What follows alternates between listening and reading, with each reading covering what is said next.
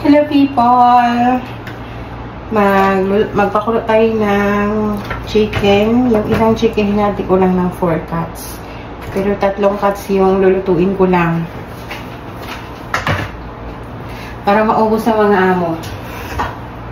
Anyway, salig yung pinaluto today. And it's Thursday. Babahouse day mamaya kaya hindi tayo mag-voice over.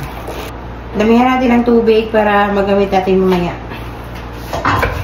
Ngayon, naglagay tayo ng pangpawala sa lansa, sibuyas. Mayroon tayong cut na bell pepper, kaya nilagay natin yung luya. And, maglagay tayo ng asin. Pakuluan natin yan ng mga 30 minutes. Wala naman akong gagawin. Makita na naman si Belle. Bakit po lagi siyang nagsiselfone lang? Ako kasi yung Disney princess. Disney princess daw siya kasi nasahuran ng amo. Yun talaga. After mga 30 minutes, luto na yan. Sila lang man yung buhay ng manok eh.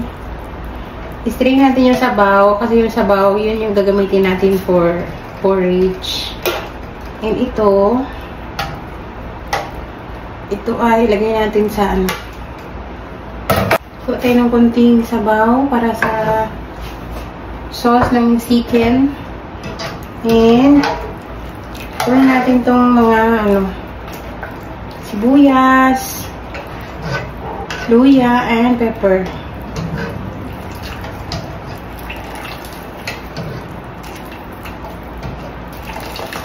Tapos, ilagay na natin yung bigas. Ang gamit kong bigas dito ay Egyptian rice or masri.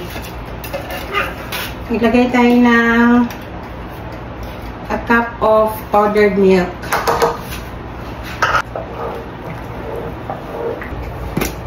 Itong sabaw na ito, lalagyan natin ng garlic powder, paprika, onion powder, and paminta.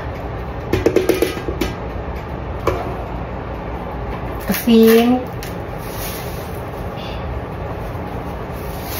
mixed spices. Naglagay tayo ng food color ng very light, very konti lang. Ganun. And maglalagay tayo ng olive oil.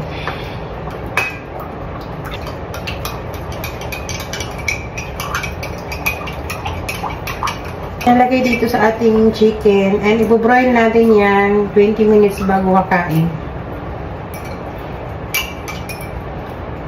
Kaya muna natin para hindi mag-dry.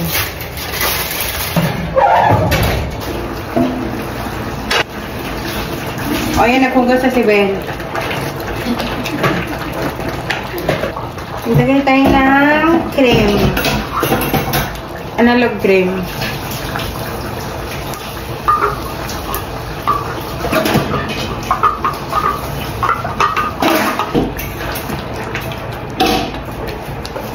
Cooking cream.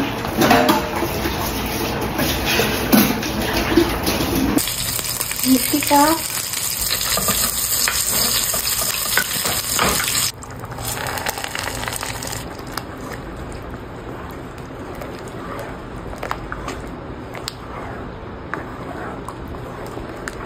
Naglagay tayo ng asin dyan at broth cubes. Kunti na lang, luto na yan siya.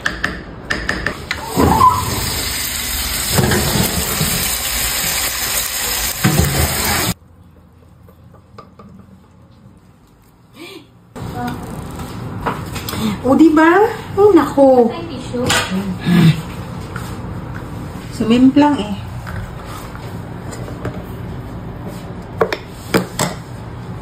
Baliktad yung dalawa.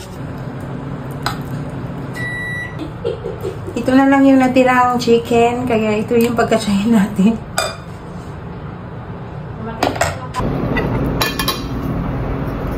Sarap to with hot sauce.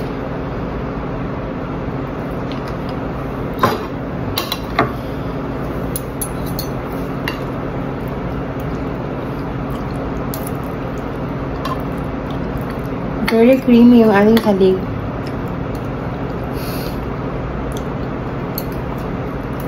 Yummy.